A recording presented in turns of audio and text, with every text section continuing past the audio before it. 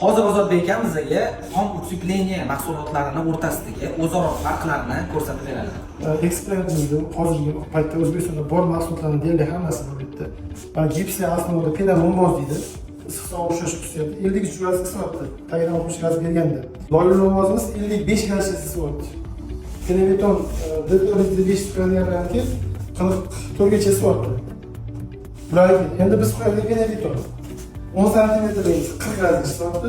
15 santimetr 38, 20 santimetrimiz 35 gradus isibdi. Mana bundan harorat olinadi. 34 yetdi.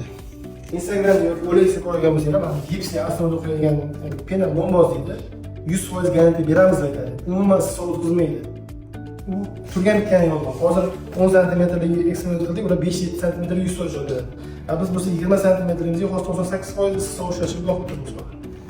Agar bunaqa mashinalarga adalib qolgan bo'lsa, penebeton mahsulot tanlaysiz, to'g'ri bo'ladi. Eksperimentda o'zingizlar guvohi bo'ldinglar. Kimga utsupleniya xizmatlari, utsupleniya mahsulotlari kerak bo'lsa, pastdagi raqamlarga murojaat qilinglar.